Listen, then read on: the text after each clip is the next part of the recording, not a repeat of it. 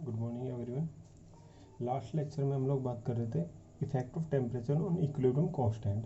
उसके लिए हम लोगों ने वांट ऑफ इक्वेशन लिखी थी। वांट ऑफ इक्वेशन में हम लोगों ने लिखा था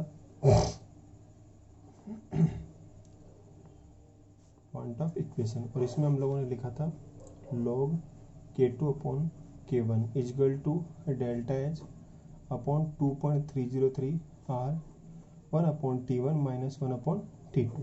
ये इक्वेशन हम लोगों ने लिखी थी किसके लिए, कि क्या इफेक्ट होगा इक्विलिब्रियम कांस्टेंट पे जब हम लोग टेम्परेचर को चेंज करेंगे। ठीक है, यही बात की थी हम लोगों ने। चलो अब यहाँ पे कुछ कंडीशंस हम लोग देख लेते हैं। फर्स्ट कंडीशन हम लोग यहाँ पे ये लेते हैं कि ये जो आपका डेल्टा एच है, डेल्टा एच क्या है, एंथैल्पी चेंज। ये जो डेल्टा एच है जिसे हम लोग कहते हैं एंथैल्पी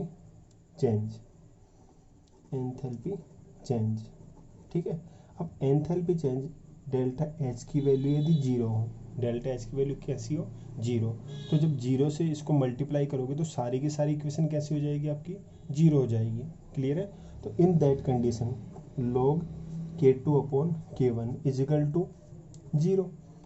तो log A अपॉन B आपको पता ही क्या लिखते हैं, log K2 minus log K1। पहले मैं बता चुका हूँ A अपॉन B को हम लोग क्या लिखेंगे, log A minus log B। तो वही हम लोग लिख रहे हैं log K2 minus log K1 is equal to zero. आगे मैं ये भी लिख सकता हूँ log K2 is equal to log K1। log से log कैंसिल कर देंगे तो K2 is equal to K1। ये इक्वेशन आ जाएगी आप लोगों को। क्लियर है। तो जब भी आपको देखो क्वेश्चन ये दिया गया हो कि delta H is equal to zero, कोई भी रिएक्शन है उसमें डेल्टा एच दिया आपको जीरो दिया गया हो, तो आप लोग वहाँ पे कहोगे in that condition K2 is equal to K1। ठीक है, टेम्परेचर में कोई भी चेंज हो लेकिन K2 किसके इक्वल हो जाएगा, K1 के इक्वल। सेकेंड आपका delta H is greater than zero, पहले इक्वल था अब ग्रेटर देन जीरो, या फिर मैं कह दूँ पॉजिटिव वैल्यू। कैसी वैल्यू है, पॉजिटिव। ठीक है, अब देखो यहाँ पे हम लोग जो भी कंडीशन लेंगे वहाँ पे T2 की वैल्यू T1 से ज़्यादा होगी। T2 की वैल्यू कैसी होगी, T1 से ज़्यादा होगी। कहना मतलब हम लोग पहले जैसे 300 केल्विन पे ले रहे हैं, फिर हम लोग 400 to 500 पे लेंगे, तो हमेशा जो भी कंडीशन ले रहे हैं वहाँ पे T2 is greater than T1। तो ये जो वैल्यू आनी है 1/T1 माइनस 1/T2, ये हमेशा कैसे आएगी, पॉजिटिव आएगी। क्लियर है। अब ये भी आपका पॉजिटिव है, ये भी आपने पॉजिटिव ले लिया, तो ओवरऑल जो वैल्यू आनी है वो कैसे आनी है, पॉजिटिव आनी है। ठीक है, तो सेकंड कंडीशन ये है log K2 upon K1 is greater than zero, या फिर आप लोग कह सकते हो पॉजिटिव, या फिर क्या कह सकते हो, इधर लिख देता हूँ log K2 upon K1 is equal to positive value आ रही है। ठीक है, तो इस कंडीशन में आप लोग क्या कहोगे, log K2 minus log K1 is positive, value कैसी है, पॉजिटिव है, greater than zero. In that condition log K2 is greater than log K1। यदि आपका log K2 और log K1 का डिफरेंस यदि पॉजिटिव आ रहा है तो उस कंडीशन में आप लोग क्या कहोगे, K2 is greater than K1, क्योंकि तभी आपकी वैल्यू पॉजिटिव आएगी। तो आगे आप लोग ये भी कह सकते हो K2 is greater than K1। log यदि हम लोग हटा दें तो K2 is greater than K1। Clear है। तो जब भी आपका डेल्टा एच पॉजिटिव होगा, डेल्टा एच कैसा होगा, पॉजिटिव होगा, या वैल्यू मोर देन जीरो होगी, तो उस कंडीशन में K2 is greater than K1 आप लोग लिखोगे। क्लियर है यहाँ तक। चलो थर्ड कंडीशन हम लोग ले लेते हैं, डेल्टा एच नेगेटिव हो, डेल्टा एच की वैल्यू कैसी हो, negative, delta H is equal to negative, या फिर मैं यूँ कह दूँ delta H is less than zero. Delta H की वैल्यू या तो नेगेटिव या फिर less than zero. In that condition log K2 upon K1 is equal to negative value. कैसी वैल्यू आ रही है, नेगेटिव वैल्यू आ रही है। क्लियर है। अब K2 अपॉन K1 को क्या लिख सकते हो, log K2 minus log K1 is equal to negative. कैसा आंसर आ रहा है आपका, नेगेटिव आ रहा है। So log K2 is less than log K1 कह सकते हैं। यदि K2 और K1 का डिफरेंस यदि नेगेटिव आ रहा है, इसका मतलब ये है K2 की वैल्यू लेस होगी और K1 की ज़्यादा। लोग कैंसिल करेंगे तो हम लोग ये भी लिख सकते हैं K2 less than K1। Clear है। तो थ्री कंडीशन आपके पास, डेल्टा एच की वैल्यू जीरो है, डेल्टा एच की वैल्यू ग्रेटर देन जीरो है, और डेल्टा एच की value less than zero. Delta H की वैल्यू जीरो है तब तो आप लोगों ने क्या कहा, K2 is equal to K1। Delta H की वैल्यू मोर देन जीरो है, तब आप लोग क्या कहोगे, K2 is greater than K1, और डेल्टा एच की वैल्यू लेस देन जीरो है, तब आप लोग क्या कहोगे, K2 लेस देन K1। ये 3 कंडीशंस आपको दी जाएंगी, उसके अकॉर्डिंग आपको बताना होगा कि K2 की वैल्यू K1 से लेस होगी या फिर ग्रेटर होगी। क्लियर है यहाँ तक? चलो अब नेक्स्ट पार्ट की बात करते हैं।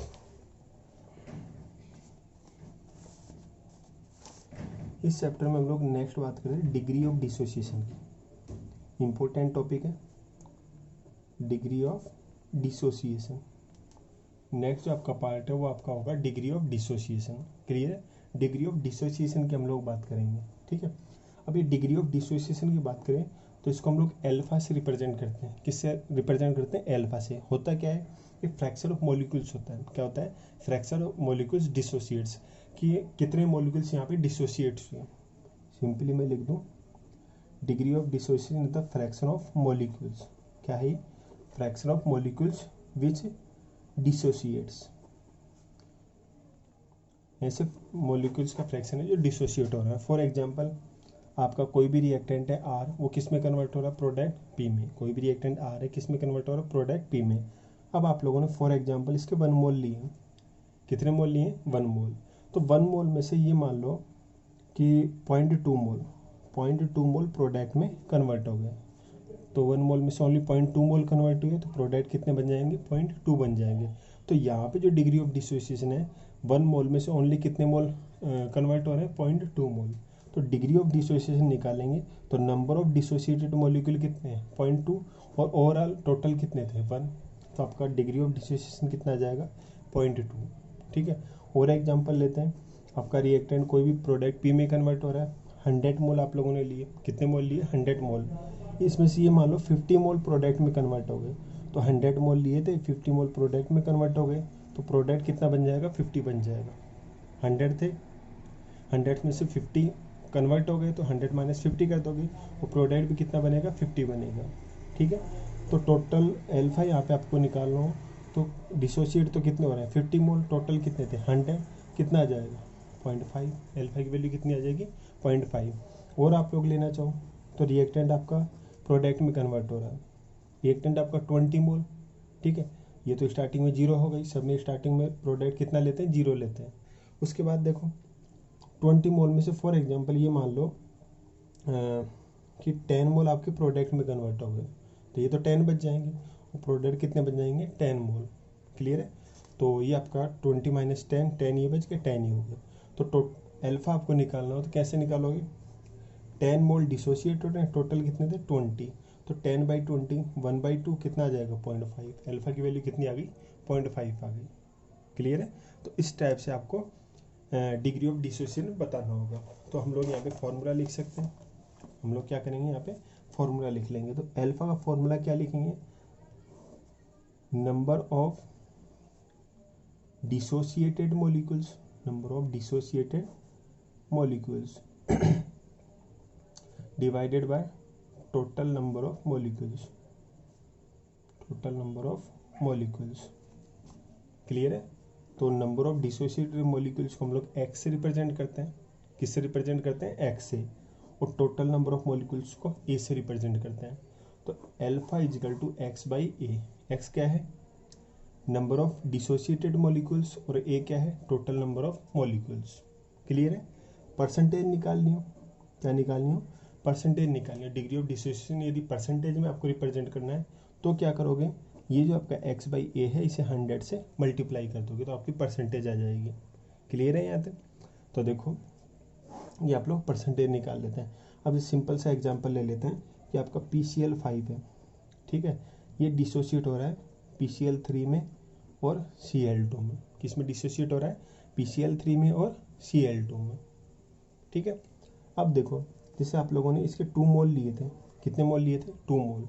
आपसे ये कह दिया जाए कि PCl5 2 मोल लिए 1 लीटर में, तो मोलरिटी कितनी दी गई है? यहाँ पे PCl5 की मोलरिटी आपको दी गई है 2। तो स्टार्टिंग टाइम में PCl3 भी 0 होगा और Cl2 भी 0 होगा। अब आपसे ये कह दिया जाए कि यहाँ पे 40% डिसोसिएशन हो रहा है। कितना डिसोसिएशन हो रहा है? 40%। तो PCl5 की, PCl3 की और Cl2 की कंसनट्रेशन क्या होगी वो आपसे पूछ लें। क्लियर है? तो 40% डिसोसिएशन हो रहा है, तो 2 मोल रेटी है, इसका 40% निकाल लो। तो 2 का 40% निकालेंगे हम लोग, तो 4 इंटू 2, ये तो आपका 80 डिवाइडेड बाई 100, 0 से 0 कैंसिल हो जाएगा, तो कितना आ जाएगा 0.8, कितना आ जाएगा 0.8। तो 2 मोल में से 0.8 40% डिसोसिएट हुआ, तो 0.8 डिसोसिएट हो गया, कितना बच गया 1.2, तो ये बच गया। अब 0.8 से इसका भी 0.8 बन रहा है, इसका भी कितना बन रहा है 0.8, क्योंकि इसके 1 मोल से इनके भी 1 मोल बन रहे हैं, तो जितने मोल डिसोसिएट होगा उतने ही मोल ये बन जाएंगे। क्लियर है? तो आप बता दो कि PCl3 की कंसनट्रेशन कितनी होगी 0.8, Cl2 की कंसनट्रेशन 0.8 और PCl5 की 1.2। क्लियर है? और एग्जांपल ले लेते हैं, NH3 आपका ये डिसोसिएट हो रहा है और क्या बना रहा है N2 प्लस 3H2, क्या बना रहा है N2 प्लस 3H2। ठीक है, यहाँ पे देखते हैं। तो ये मान लो कि आपको जैसे मोलरिटी 10 दी गई है, या प्रेशर, ये मान लो प्रेशर दिया गया है यहाँ पे आपको 10 ATM, कितना प्रेशर दिया गया है 10 ATM। तो स्टार्टिंग टाइम पे ये आपका 10 ATM होगा, ये भी 0, ये भी 0। अब आपसे ये कह दिया जाए कि यहाँ पे जो डिसोसिएशन हो रहा है 80% हो रहा है, कितना हो रहा है 80%। तो कैसे करोगे, 10 का 80% निकाल लोगे, 10 इंटू 80 डिवाइडेड बाई 100, 0 से 0 कैंसिल हो जाएगी, तो कितना आ जाएगा 0.8, कितना आ जाएगा 0.8, सॉरी 8 आ जाएगा। 10 का 80% कितना आ जाएगा 8 आ जाएगा। क्लियर है? तो ये जो 10 ATM में थे उसमें से 8 ATM किस में कन्वर्ट हो गए प्रोडक्ट में। 80% डिसोसिएशन हो रहा है, अल्फा की वैल्यू कितनी दी गई है 80%। तो 10 ATM में से 8 ATM, 80% 8 हो गया 10 का 80%, तो 10 में से 8 ATM किस में कन्वर्ट हो गए प्रोडक्ट में, डिसोसिएट हो गए। तो ये तो कितना बच जाएगा 2 ATM, कितना बच जाएगा 2 ATM। अब देखो इसके 2 मोल से N2 के कितने मोल बन रहे थे 1 मोल, तो इससे इसके 2 हैं तो इसका 1 बन रहा है, इसके 4 होंगे तो इसके 2 बनेंगे, इसके 6 होंगे तो 3 बनेंगे, 8 होंगे तो 4 बनेंगे।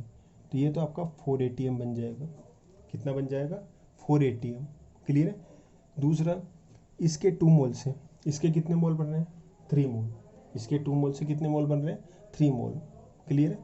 तो 2 से 3 बन रहे हैं, तो 4 से कितने बन, देखो मैं इस टाइप से बता देता हूँ आपको, 2 से कितने बन रहे हैं 3, तो 4 से कितने बनेंगे 6, और मैं यदि 8 ले लूँ तो कितने बनेंगे 12। ठीक है, तो इसके कितने बन जाएंगे 12 ATM, इसका प्रेशर कितना हो जाएगा 12 ATM। क्लियर है? तो इस टाइप से आपको करना होगा। ठीक है, या फिर आप लोग या तो ऐसे कर लो, या फिर आप लोग ये भी कर सकते हो कि 2 मोल NH3 form 3 mole H2, 1 mole will form 3/2, so 8 mole 8 ATM form 3/2 into 8 into 3 24 divided by 2, कितना आ जाएगा 12 आ जाएगा। तो जैसे भी आप लोग करना चाहो कर सकते हो। ठीक है, या तो आप लोग डायरेक्ट 3/2 इंटू 8 करके कर लो, या फिर इस टाइप से 2 मोल से 3 मोल, 4 मोल से कितने बनेंगे 6, 8 से कितने बनेंगे 12, तो ये आपकी कंसनट्रेशन आ जाएगी। ठीक है, तो इस टाइप से अल्फा की वैल्यू दी जाए तो आप लोग कंसनट्रेशन इजीली कैलकुलेट कर सकते हो। अब कंसनट्रेशन आ गई तो आप लोग केसी की वैल्यू भी कैलकुलेट कर सकते हो। यदि आपके पास कंसनट्रेशन आ जाती है तो आप लोग केसी भी यहाँ पे निकाल सकते हो। कैसे निकालेंगे वो भी देखते हैं हम लोग।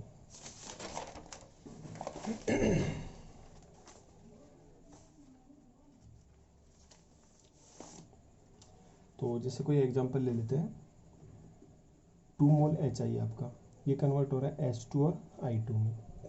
2 मोल HI है वो H2 और I2 में कन्वर्ट हो रहा है। फॉर एग्जांपल इसकी मोलरिटी आप लोगों ने 2 ली है, कितनी ली है 2, तो T इजिकल टू 0 टाइम पे ये आपका 2 मोलरिटी है, इसकी 0, इसकी भी 0 एट इक्विलिब्रियम, एट इक्विलिब्रियम। यहाँ पे जैसे आपको 20% डिसोसिएशन दे दिया गया, कितना डिसोसिएशन दे गया 20%, तो 2 का 20% निकाल लेंगे, कितना आएगा 4/10, तो 0.4, 20% कितना आ जाएगा 0.4, तो 2 मोल में से -0.4 आपके प्रोडक्ट में कन्वर्ट हो गए। ठीक है, अब इसके 2 मोल से इसके कितने मोल बनते हैं 1 मोल, इसके 2 मोल से कितने बनते हैं 1 मोल, आधा ही बन पा रहा है, तो इसके 0.4 से इसका कितना बनेगा 0.2, और ये भी 2 मोल से 1 मोल बन रहा है तो ये भी कितना होगा 0.2, तो ये तो आपका बच जाएगा 2 - 0.4, तो कितना बच जाएगा 1.6, ये आपका 0.2 और ये भी आपका 0.2, तो ये आपकी इक्विलिब्रियम कंसंट्रेशन आ गई। अब आपसे कोई कह दे कैसे निकालो, तो कैसे निकाल सकते हो, कैसे निकालोगे, कैसे is equal to concentration of H2 into concentration of I2 divided by concentration of HI और उसकी पावर 2, ऐसे कर देंगे हम लोग। ठीक है, तो यहाँ पे H2 की कंसंट्रेशन कितनी है 0.2, I2 भी कितना है 0.2 और HI कितना है 1.6 और इसकी पावर 2, तो Kc की वैल्यू आ जाएगी आप लोगों की। क्लियर है यहाँ तक? और हम लोग देख लेते हैं, जैसे अभी हम लोगों ने, जैसे मैं ये ले लेता हूँ CaCO3, नहीं इसे वही ले लेता हूँ अभी N2+3, सॉरी ये ले लेता हूँ N2O4 कन्वर्टिंग इनटू 2NO2, ये ले लेता हूँ मैं N2O4 कन्वर्टिंग इनटू 2NO2। ठीक है, अब इसकी कंसंट्रेशन जैसे आप लोगों ने 2 मोलरिटी ले ली, कितनी ले ली 2 मोलरिटी, या फिर प्रेशर लेना चाहो तो 2 ATM ले लो। अब आपसे कह दिया जाए कि यहाँ पे 40% डिसोसिएशन है, कितना डिसोसिएशन है 40%, तो आपसे कह दे कि Kc की वैल्यू कैलकुलेट करो, तो 2 का 40% निकाल लो, तो ये आपका कितना जाएगा 0.8, तो T इजिकल टू 0 टाइम पे ये आपका 2 और ये आपके 0, और T is equal to T time कहना मतलब एट इक्विलिब्रियम 2 मोल में से 40% डिसोसिएशन है तो 0.8 डिसोसिएट हो जाएगा। तो देखो इसके 1 मोल से इसके 2 मोल बन रहे हैं, इसके 1 मोल से कितने बन रहे हैं 2 मोल, तो इसके 0.8 से डबल बन रहे हैं, तो इधर भी डबल बना दो 1.6 बन जाएगा। तो देखो ये तो कितना रह जाएगा 1.2, ये आपका 1.6। अब आपको Kc निकालना है कैसे निकालोगे, Kc is equal to concentration of NO2 power 2 concentration of N2O4, Kp निकाल रहे हैं, प्रेशर दिया गया था तो कर लो। NO2 की प्रेशर कितना है 1.6 ATM और इसकी पावर 2, और N2O4 का प्रेशर कितना है 1.2 ATM। कर लेंगे इस टाइप से, क्लियर है? तो इस टाइप से आपको क्वेश्चंस करने होंगे। अब यहाँ पे आपको एल्फा दिया जाता है, Kc पूछ रहा है, कंसंट्रेशन पूछ रहा है। अब ये भी हो सकता है कि आपको Kc दिया जाए और एल्फा आपसे पूछ रहा है कि कितना % डिसोसिएशन हुआ। उस टाइप की क्वेश्चंस कैसे करेंगे वो भी मैं आपको बता देता हूँ। जैसे सिंपल सा क्वेश्चन ले लेते हैं, 2HI dissociates into H2 plus I2, 2HI dissociate into H2 plus I2। For example we are taking 1 mole of HI in 1 liter, so at T is equal to 0 time ये 1 मोल, ये आपके 0 मोल, at T is equal to T time means at equilibrium. For example मैं ये मान लूँ कि 1 मोल में से अल्फा मोल डिसोसिएट हो गए, अल्फा आपका डिग्री ऑफ डिसोसिएशन, तो 1 माइनस अल्फा, तो ये भी इसके 2 मोल से कितने बन रहे हैं 1 मोल, तो हाफ बनेगा, तो ये भी आपका अल्फा बाई 2 और ये भी आपका अल्फा बाई 2। क्लियर है? इसका हम लोगों ने मोलरिटी 1 ली थी, स्टार्टिंग में ये 0 थे, इक्विलिब्रियम पे इसके 1 मोल में से अल्फा मोल डिसोसिएट हो गए, तो ये भी आपका अल्फा बाई 2, ये भी आपका अल्फा बाई 2। क्लियर है यहाँ तक? चलो अब Kc फॉर एग्जांपल आपको यहाँ पे दी गई है 27, Kc की वैल्यू कितनी दे दी गई 27, तो आपसे ये कह देगी calculate the value of alpha. कैसे करेंगे, Kc is equal to concentration of H2 concentration of I2 ये लिखोगे divided by concentration of HI power 2। अब देखो H2 की कंसंट्रेशन अल्फा बाई 2, I2 की कंसंट्रेशन अल्फा बाई 2 और HI की कंसंट्रेशन 1 माइनस अल्फा और इसका स्क्वायर। तो देखो ये तो आपका क्या हो जाएगा अल्फा स्क्वायर डिवाइडेड बाय 4, ठीक है, और ये आपका 1 माइनस अल्फा का स्क्वायर है, तो मैं इधर ऐसे लिख लेता हूँ अल्फा स्क्वायर, ये आपका 4 और ये जैसे 1 माइनस अल्फा और इसका स्क्वायर इजिकल टू Kc की वैल्यू कितनी है 27। ठीक है, अब देखो इधर मैं ये स्क्वायर है तो इसका भी स्क्वायर ले लेता हूँ, कैंसिल कर लेते हैं, सिंपल बना लेते हैं इसे थोड़ा सा। तो कैसे करेंगे, जैसे 4 5, इसे मैं 5.2 के आसपास लिख लेता हूँ, 5.2 का स्क्वायर, इसे 5 का स्क्वायर 25 और 36, तो 5.1 या 5.2 लिख लो, अप्रोक्स हम लोग वैल्यू निकाल रहे हैं। ये आपका अल्फा स्क्वायर, ये आपका 2 का स्क्वायर 1 माइनस अल्फा, मैं इस टाइप से लिख देता हूँ 2 अल्फा पर की तरफ ये 2 1 माइनस अल्फा और इसका पूरे का स्क्वायर लिख देता हूँ। तो स्क्वायर करेंगे, ये आपका अल्फा स्क्वायर, ये आपका 2 का स्क्वायर, ये 1 माइनस अल्फा का स्क्वायर, तो स्क्वायर से स्क्वायर कैंसिल हो जाएगा, तो ये आपका 5.2 is equal to alpha 5.2 1 minus alpha. अब इसको इधर ले आओ तो 5.2 into 2 1 minus alpha is equal to alpha. तो ये आपका कितना आ जाएगा 10 अप्रोक्स 10 लिख देता हूँ मैं 1 minus alpha is equal to alpha 10 minus 10 alpha is equal to alpha. तो इसको उधर लेके जाएंगे तो कितना आ जाएगा प्लस का हो जाएगा तो 11 एल्फ़ा इजिकल टू 10 और एल्फ़ा इजिकल टू 10/11। तो आप लोग एल्फ़ा की वैल्यू कैलकुलेट कर लोगे। ठीक है, तो इस टाइप से आपको ये क्वेश्चंस करने होंगे। ठीक है, ओके।